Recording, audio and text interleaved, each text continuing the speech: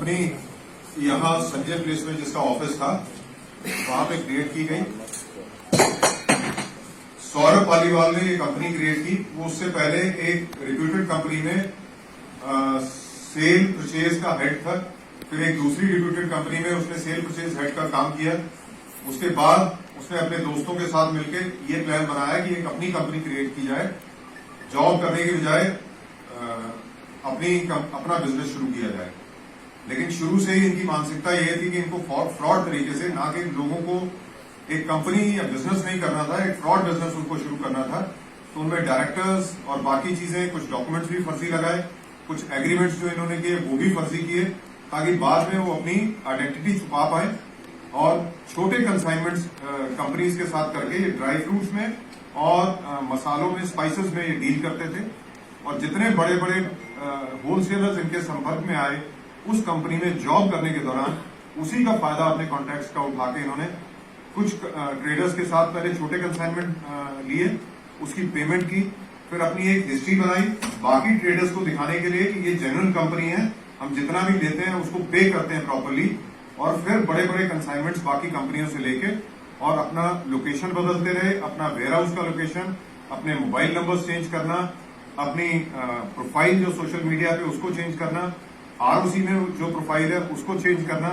और इस तरह से फ्रॉड कंपनीज बना बना के इन्होंने जगह जगह के व्यापारियों को, विभिन्न स्टेट्स के व्यापारियों को बड़े अमाउंट का एक फ्रॉड किया उनके साथ। एक ही जो कंसाइनमेंट थी जो इन्होंने तमिलनाडु से मंगवाई थी एक जेन्युइन कंपनी से, गणेशन की वो कंपनी है, उनसे इन्होंने लगभग 2 कंटेनर्स में 1 करोड़ की कंसाइनमेंट मंगवाई थी, जिसमें अलग अलग स्पाइसेस हैं, जिसमें जीरा है, हरी इलायची है, काली इलायची है, बहुत बड़ी अमाउंट में 10,000 किलो उसमें जीरा था और बाकी भी 500-500 किलो का अमाउंट था। वो जब कंसाइनमेंट यहाँ पे आई 2 तारीख को 1 कंटेनर डिलीवर हुआ, 3 तारीख को 1 कंटेनर डिलीवर हुआ। इनके यहाँ जो यहाँ पे इनका वेयर हाउस है वहां पे डिलीवर हुआ। और जब उसने पेमेंट के लिए कॉल की तो इन्होंने बताया कि हमारे अकाउंटेंट जो है उसको हार्ट अटैक आ गया, मैं हॉस्पिटल से कॉल कर रहा हूं, अभी पेमेंट नहीं कर पाएंगे, आप हमें इसको अनलोड करने की परमिशन दें।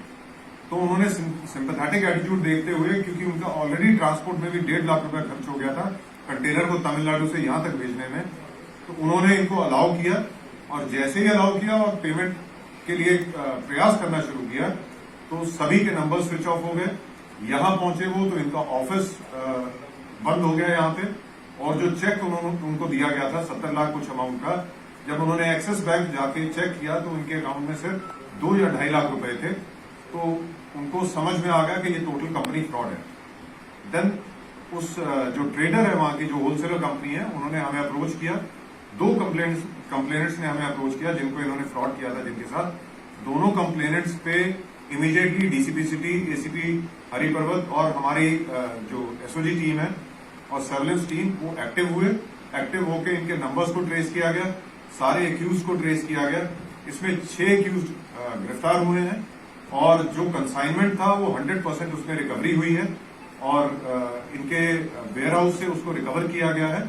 और इनके जो बाकी डॉक्यूमेंट्स हैं उनको भी वेरीफाई किया जा रहा है, इनके जो लैपटॉप्स में या मोबाइल्स में जो इनके पास डिटेल्स हैं, ताकि कितनी और कंपनियों के साथ इन्होंने फ्रॉड किया। अभी तक इनके इंटेरोगेशन में लगभग 100 कंपनीज का हमें पता चला है जो विभिन्न कंसाइनमेंट इन्होंने फ्रॉड तरीके से विदाउट पेमेंट आगे लोगों को सप्लाई किए हैं, आगे बेचे हैं।